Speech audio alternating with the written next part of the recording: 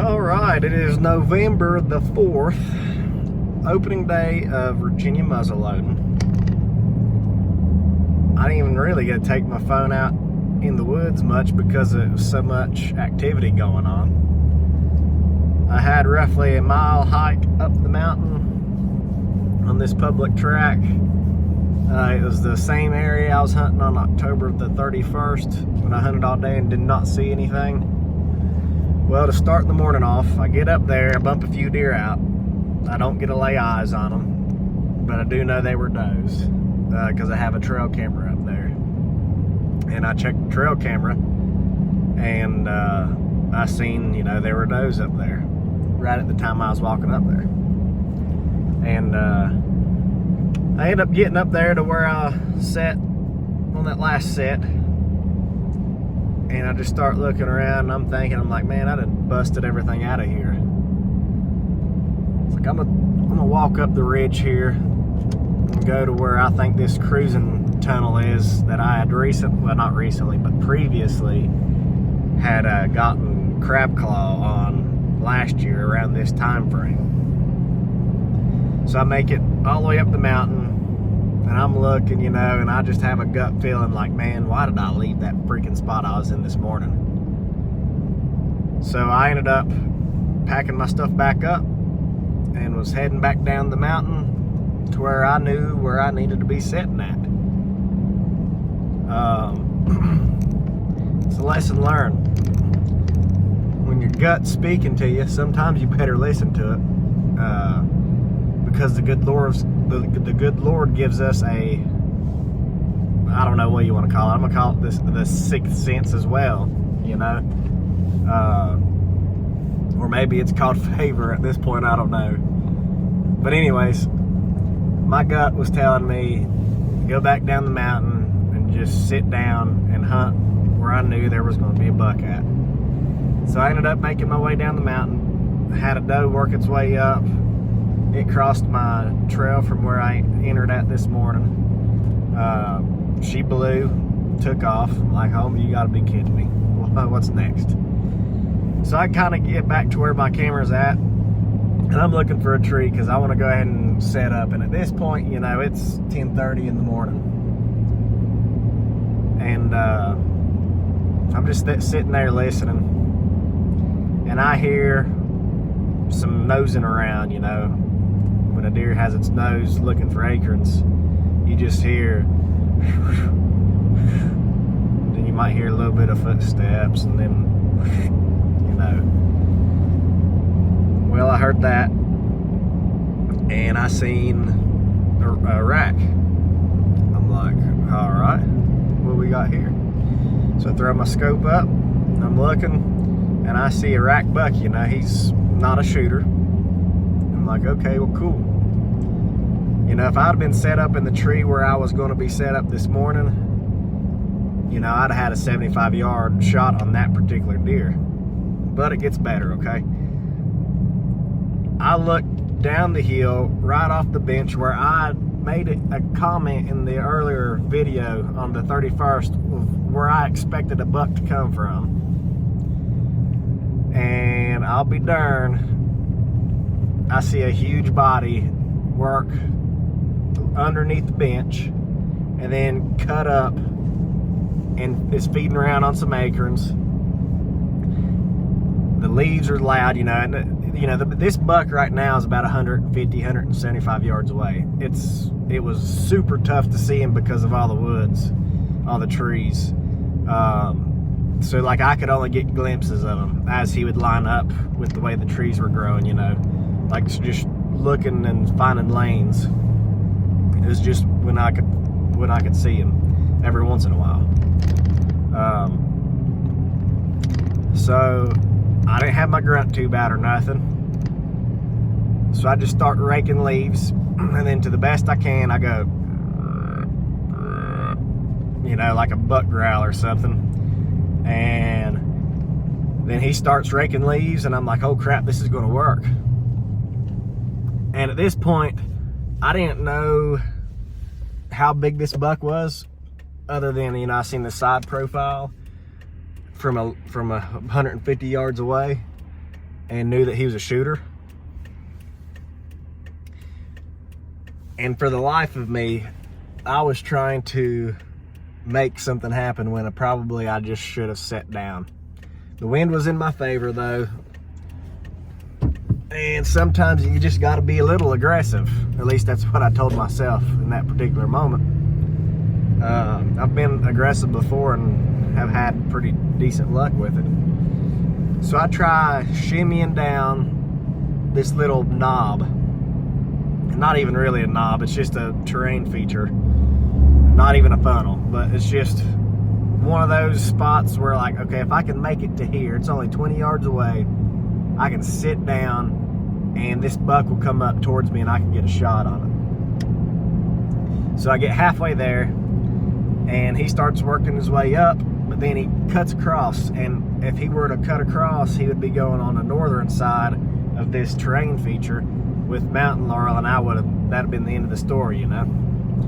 So he's just kind of sitting there feeding on the road oaks, and then I see him completely turn his head, and look towards me. And if this deer isn't over 18 inches wide, then I'm just going to quit hunting. This would have easily been my largest buck as far as spread goes. Maybe not score. I think he was either an 8 or 10. Like I said, I didn't get a great look at his rack. I just got to see his main beams. And, you know, a 16-inch deer, it takes 16 inches to be right close to outside of its ears, right? So this buck, whenever he was looking at me, I knew right away. I'm like, holy crap, this is a good buck. I don't know if I have had him on camera. It could have been crabby. I'm not really for sure. Could have been a completely different deer than anything I've ever had before, you know. But what ended up happening was I worked my way down to where I was within 140 yards at this time, and I was trying to make something happen. And I tried squatting down, and when I squatted down, he just took off. And then there were does behind him. He was actually with does. He wasn't, you know, chasing does or nothing. He was waiting on one of them does to come and eat. This was a mature buck. You know, I know what a lot of guys say, and some really good hunters also say, you know, well, your big bucks typically don't do much cruising hard until, you know, middle of November. But I got a slight different theory. You know, and that might, you know, they're right. They do cruise hard mid-November. But in early November, I 100% believe with all my heart that these bigger bucks are already with does. They might not be breeding them yet, but I feel like they're already with the group of does that they're done searching. They're just kind of waiting on them to go and eat. And I'll tell you why I think that, and it kind of confirmed it today. The way the terrain features laid out, I'm on an east face, and then the ridges are running west to east. But then in this particular location, I also have another ridge, which would be the north side, and it creates, I'd have to draw a picture of it. Maybe I can do so right here whenever I edit this video. I'm not very good at trying to describe this. But anyways, there's a bunch of points off of this north side, okay? Well, the east side that kind of swoops around and connects to the north side of this secondary ridge, or ridge is buck bedding. And that's just generally speaking buck bedding. I scouted it in February and seen multiple beds. It's the thickest of the thickest mountain laurel, rhododendron. It's just junk up there. And I know that there's deer bedding in it. Could just be deer bed. But what I think is, I think those bucks are using that northern side of this particular ridge. The does are typically using this east side that's at a little bit more open. It's like a southeast side. And with a westerly wind, these bucks the mature bucks are able to smell these doe groups without having to really, you know, see them. They're able to smell them. So I think whenever the does move, I think the bucks will readjust with those does first parts of November, just to kind of wait until one of those start coming in heat. Because today, you know, that buck came from down low and made a connection with these does, and they were just acting like normal deer. The buck wasn't, you know, tending the does. He wasn't pushing them. He was just feeding on red oaks, just like those does were. So I firmly believe he was there, and probably has been there a couple of days now, just waiting on the first time them does come in heat, and he's gonna get them one. You know, I'm sure people will disagree with me on that, but I think this hard cruising that people see in middle of November, I firmly believe that's the second time that these bigger bucks are breeding, because I think they're the bigger ones in the early parts of November could be breeding the younger deer or the really old deer. I don't know. That's just my 2 cents. And I know that most of the time the big bucks are killed in middle of November, a week or two before Thanksgiving and on Thanksgiving. But I think it's because some of these does that came in heat's already been bred and they're done, so your does get limited in numbers that are in heat, so then they get up on their feet and start cruising. But going back to this journal, I made a move when I shouldn't have made a move. I should have just sat there and waited it out. But these deer did not smell me. Did not smell me. I was just checking my thermals and my winds with milkweed constantly. What ruined it for me was me pushing up a little bit closer with all these crunchy leaves, trying to make something happen. And he seen me squat down, and I think he seen my gun barrel, because my gun barrel is like a bright color. I think he seen the sun reflecting off of that, and when he did, he just jetted out of there along with the mother does. All in all, it was a really good day. My plan worked perfectly. Truck broke down, a big tractor trailer on the interstate. Anyways, my plan worked perfectly. However, I screwed up. I didn't execute my plan because I started thinking too much. So my best advice for any mountain hunters out there, or anybody hunting that's not having a ton of success, here are the key factors that's really helped me out. Hunt close to bedding. And when you're hunting close to bedding, you better have some hot trees around, such as red oaks, because I've not seen the first white oak this year. So really good bedding, good food around red oaks, and then any type of terrain feature coming across there on your predominant wind. So for me, west wind's predominant, so typically it falls more under those, you know, east faces is where most of those deer are bedding towards. Not all the time, but generally speaking. So if you can find an east face or an easterly face area with red oaks, and you can find a little bit of pawing around underneath those red oaks, I would say start setting up in the next closest terrain feature you can find and just hunt it.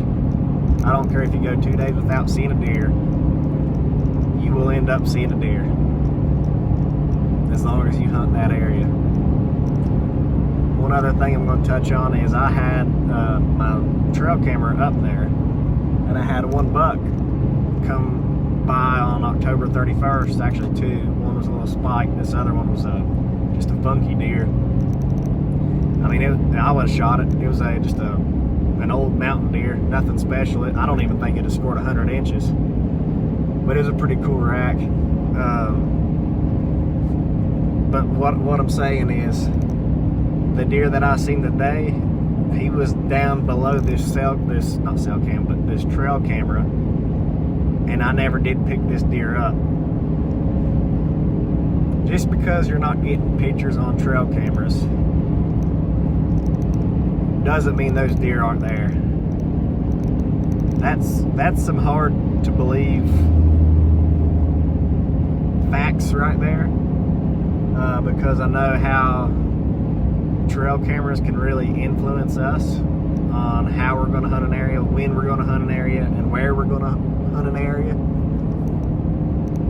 But if we can just remember why we use trail cameras, and that's just an inventory, throughout a year. Put one trail camera up in a good spot and leave it for a year. Don't bother checking it, and start using that trail camera for the following year.